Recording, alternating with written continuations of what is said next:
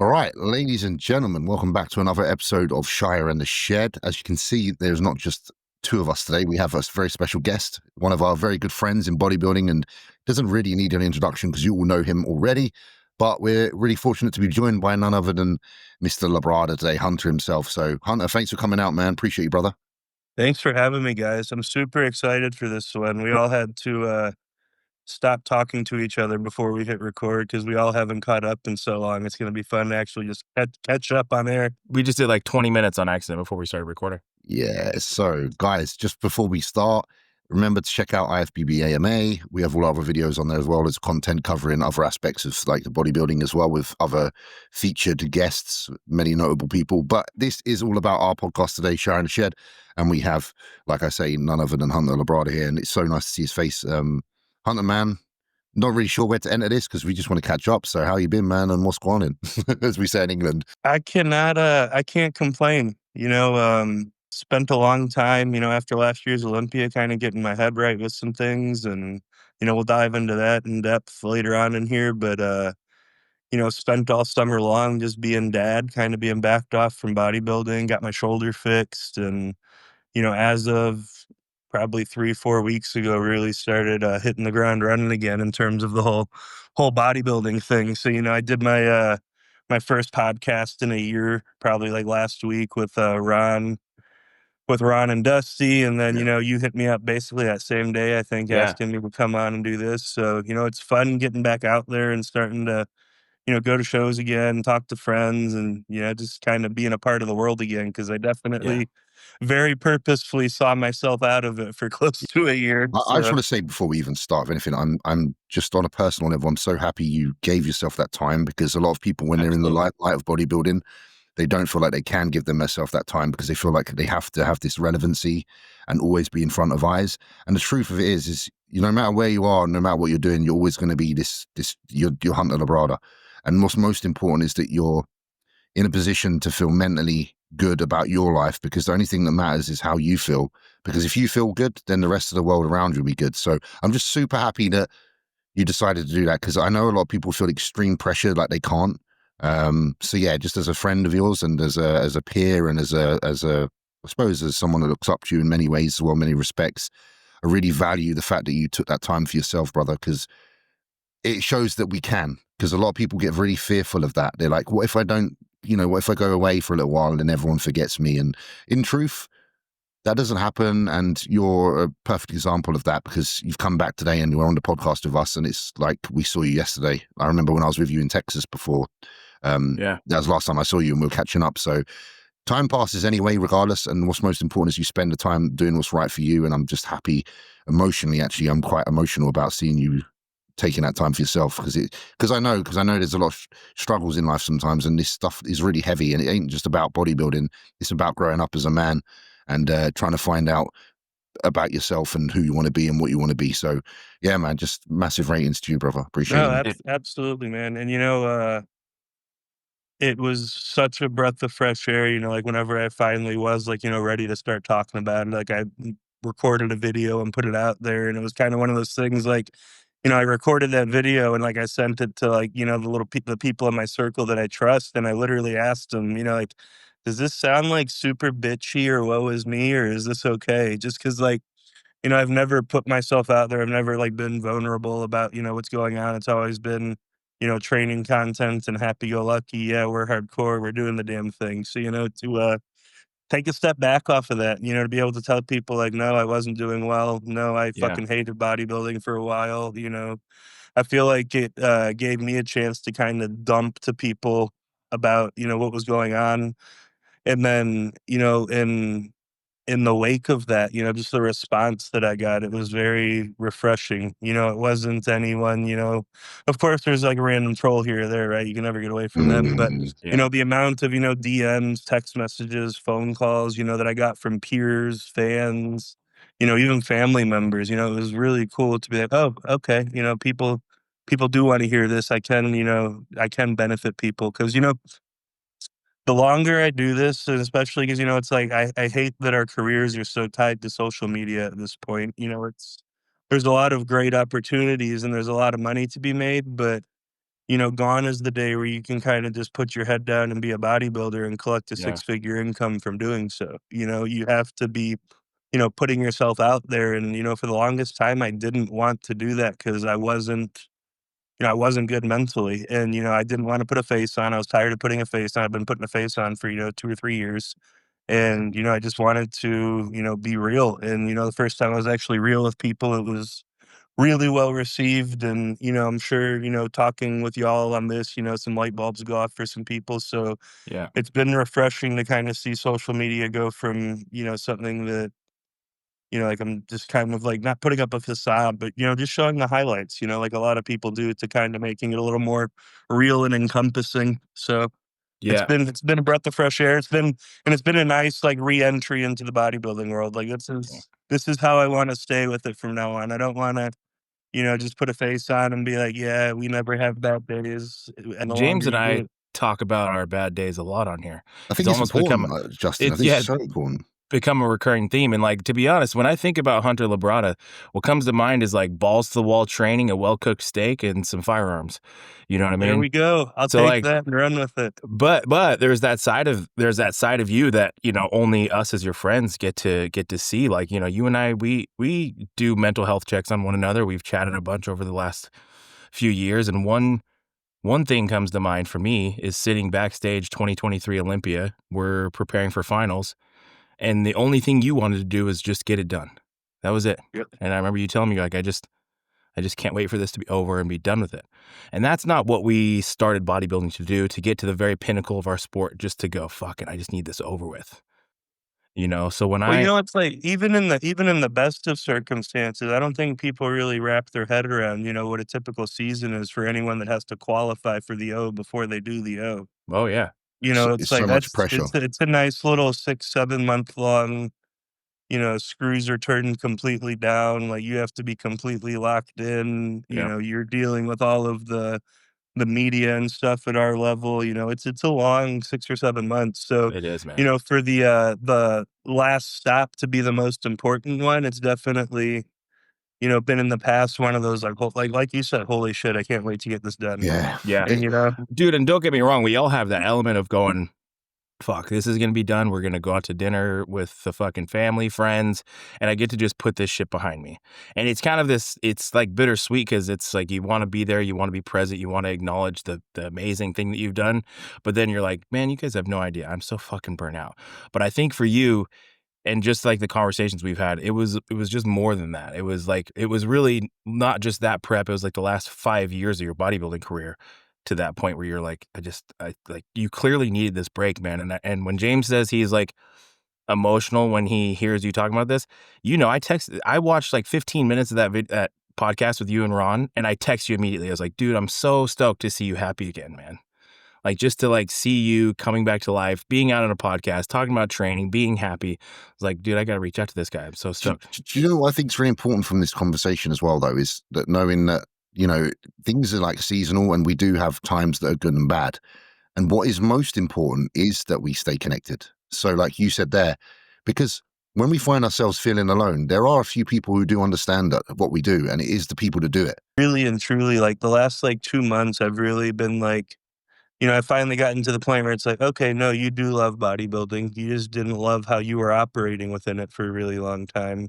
And, getting back out there and like meeting people at shows. I've done some appearances and, I've gotten to go to new places. And, it's just been really, eye-opening from the standpoint that, if you do surround yourself with like-minded people and you are open with them, so much can come from that, because it's like you said, it's like there's not a lot of people that have walked a mile in my shoes. But, the fact that I can pick up the phone and, text people like you or Justin or, Nick or Brett or Martin or any of these guys that, are, very much so at the top of their game, but also very much so like friends of mine, to be able to have that level of understanding. Because, like you said, no matter how much people want to empathize, I feel almost foolish sometimes telling someone about how stressed I am, waking up at 9 o'clock in the morning, going to the gym, coming back, getting in my cold Yeah, plunge, being a having, pro bodybuilder. Yeah. six fresh cooked meals a day before I go to like my private Yeah. gym to train at, and, don't have a real job. start listening to that, and I'm like, wow, I they know. just don't want to hear this. But someone that has walked a mile in the shoes Yeah. gets it. Well, the thing is, we're all kind of our own particular kind of crazy to do this at the level that we do. We're all fucking nuts, man. It's kind of like, it's almost like you can, how like wealthy, let's say actors, famous actors, they tend to hang out with each other because there's the only people that really understand one another. And I feel like, not that I'm putting ourselves on a pedestal like that, but there is an element to what we do that you just don't really get if you've never done it. Well, and you've also explained there as well, like, how it looks very glamorous from the outside. The thing is that it has become everything you do. So therefore, when something's everything you do, it actually is more hurtful when it doesn't go right, or it feels like it's not going right. So because all your eggs now are in this one basket. Yes, you go to your private gym. Yes, you get your like a cold tub, but it's all in pursuit of something so extreme and great that that's why the results and how you feel matter even more, because you're not partitioning yourself into multiple different ventures where you can spread the joy. There is no other joy. Like, this is it. And you actually you partake in this, and you actually bypass other potential joys because you're trying to reach something in this that is extra. And that's where the difficulty for most people come that are of a level. That's what I find personally, is that because you don't wake up every day and pose 4 times a day. And, like you say, it sounds easy to people because it sounds like the perfect lifestyle. It is the perfect lifestyle, but it's the perfect lifestyle that you're applying yourself to try and achieve something that's out of this world. And at the same time, it's not just the actions of doing it, it's how long have you been doing it, and how long have you been absent from those other loves? Because, you've been a bodybuilder for a lot of your life. I have, so has Justin. The longer you do it, actually, the more you become almost starved of those other aspects of your human being. I don't know what we're going to say after this, but I'd like to say this is probably the most important thing we'll say on this podcast. And that is, to everyone out there, just getting started or has been doing this for forever, like any of the guys that are going to be on the Olympia stage in 4 weeks that are listening to this, like, it doesn't matter what level you do it at. I feel like it's really applicable, especially after going through the year that I've had this last year. Justin can chime in on it because I know he felt really similar when I told him how I felt. But when I first started bodybuilding, I absolutely loved bodybuilding for the training and, everything that came along with it. Competing was cool, but it was always the training. As the years went on through bodybuilding, through my amateur career, I, had a 3-year amateur career. I never lost a show. I won my weight class in the overall at nationals the first time I went. After that, I got my shoulder fixed. And then my rookie season, I won my pro debut, and then my first Olympia, I wanted to place top 10. I placed 8th. Next the following year, I did Chicago. I won Chicago. Heading into that Olympia, the goal was to place top 8. Well, I placed 4th at that Olympia. So, it was literally, 2 years into my pro career and 2 pro wins and 2 Olympia wins. Or not wins, but, wins in my book, because like I hit the goal, before I experienced any kind of adversity when it came to bodybuilding. That following year when I went back to the Olympia, I slid from 4th to 7th. And, I went into that Olympia and trained the whole year for it because I didn't have to qualify, thinking, okay, the goal's top 3. Yeah. So whenever I went to that Olympia and instead of placing in the top 3, I slid to 7th. That was like the first time I'd ever experienced failure in my book when it came to bodybuilding. And I don't think it was healthy for the first time for me to experience it. It was at that age. And I also don't think it was healthy from the standpoint that, I had truly fallen in love with winning. I wasn't in love with the process of bodybuilding. I was in love with winning at that Yeah. point. And, you can't win for forever. And I found that out that year. And, it put me in a pretty big tailspin after that Olympia. Fast forward to the following year, I started to, take a couple more knocks. I won Tampa, and then 2 weeks later had a really close second place finish to Andrew at the Texas Pro. And then that Olympia that year was the 23 Olympia. Yeah, 23 Olympia. Yeah, 23 Olympia. And that was the year that you and I both had our gut stuff going. So from like Texas all the way into the Olympia, like Ben almost pulled me out a week from that show, from the Olympia, because of how off everything was with my gut health. Hunter, like, if I was just to say simply to you, like, what would your advice to be me with my daughter and currently where I'm at in my career? If there's just a few words of wisdom you could share, what would they be? Absolutely. No, for sure. And this is one that I can't give to most people, but because you live the same lifestyle that I live, whenever it's time to lock the fuck in and don't be 1 foot in, 1 foot out. Do what you need to do to be the best at what puts food on your family's table. But come off season and whenever things don't need to be perfect, really use the fact that you have your schedule to your Thank advantage. you. You know, like this summer, instead of Brooklyn going to daycare every single day, you know, I had her from 8 till 6 because I have a bodybuilding schedule and I can do Yeah. that. You know, it's like you can be at all the kids' like school events. You can be the one taking them to and from school. You know, any opportunity that comes from your lifestyle when you don't have to be locked in, take it and run with Yeah. it. And I have felt that that's kind of balanced it out in the end. You know, it's because like in prep, whenever I start feeling really, really Because guilty. I get that. I think before I go through it in a minute is the level of guilt sometimes. Well, that's the thing, you Yeah. know, it's like you gotta think about it like this, you know, it's like you'll get into prep and, you know, a 16-week prep, you know, by 8 weeks into it, you're like, "Man, I'm Yeah. really, you know, dropping the ball on this dad stuff." You know, take a step back and think about the fact that, well, for the previous 8 months, you were able to give your kid more time than any normal working adult ever could Yeah. imagine Thank you, giving. man. Yeah. You know, a typical father, dude, like, they're up and out of the house at 8 and they get home at 6 from Yeah, work. they're not. There's men and women Yeah. on deployment in, Yeah. you know, fighting Yeah. wars in other countries. So this is what I've Yeah. already suggested to myself as well. Like I already do think like a little bit into that. I obviously train 2 days on 1 day off, yeah, while I'm in the prep. And I'm like, okay, what I really want to do then is once that I'm not in a prep circumstance, then I'll have a weekly split. So then I know I have, you know, Thursday, like I said, it's Justin, Thursday and Sundays off. And they will be Yeah. 2 days that I can guarantee that I have all day to do whatever. And then the other days I have my time and I know what times I'm available and I can be a good dad. And that's basically what I'm And see, looking forward to trying to do. that's exactly what I'm talking about, you know, like, whenever I say, like, take advantage of the freedoms that we have as professional bodybuilders, you know, it's like I just changed my split, like, not, like, what I'm training on what days, but just, like, split the days through the week, Mm, so I was taking Saturday and Sunday off, but now that Brooklyn's back in school, I get her after school on Thursdays and Fridays. So now I'm taking the Wednesday and the Thursday off. Wednesday's a busy office day, but you know, Thursday I'm there to pick her up from the bus stop instead of, you know, Yeah. grabbing her from the house at 5 after I get done training. Just like the little things that you can do with your schedule, do them, you know? And then don't feel bad about being all in yeah, when you need to be all in. Knowing that being all in that moment, in those 16 weeks, allows you to be all in for the other 40 weeks of the year being a dad. being all in and really giving it my all is my way of giving her a future. Like I am literally like, that's why I Yeah. get emotional about it. Cause I say to Yannicka, like, I'm really doing this. The reason I get how I get about this is because I'm not doing this just for me. I'm doing this because I'm trying to create everything for our family.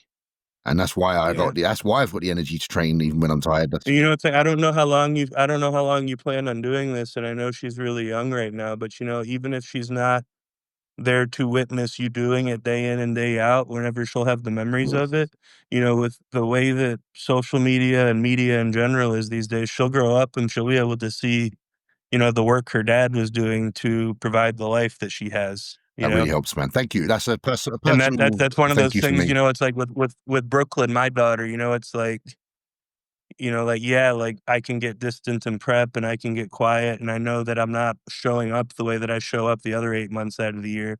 But I also know she's seeing myself like work myself to the absolute fucking bone for something Right. that I'm passionate about. I don't think a lot of kids get to see their parents live a Dude, and passion and also have most passion for kids, like you something. said there, when Yeah. I look at the actual like timeline of people when they're working and that, they don't get to see their kids much. By the time they get home, the kids are No. like getting ready for bed and they don't get to spend that time. So the fact that someone like us has days where we've got like hours in a day that are kind of free from training, to be able to take them out for lunch and stuff like that, that will mean everything to me. I think all of us are at the level we are because we're really hard on ourselves. Yeah. And I think a lot of us also struggle a lot because we're really hard on Yeah. ourselves. You know, that's something that I think something good to like segue into to talk about. And it's more so my personal curiosity of how y'all are and you know secondarily I know people enjoy hearing this, but you know something that I've really worked on and continue to work on because I'm still not that great about it right now is how I talk to myself.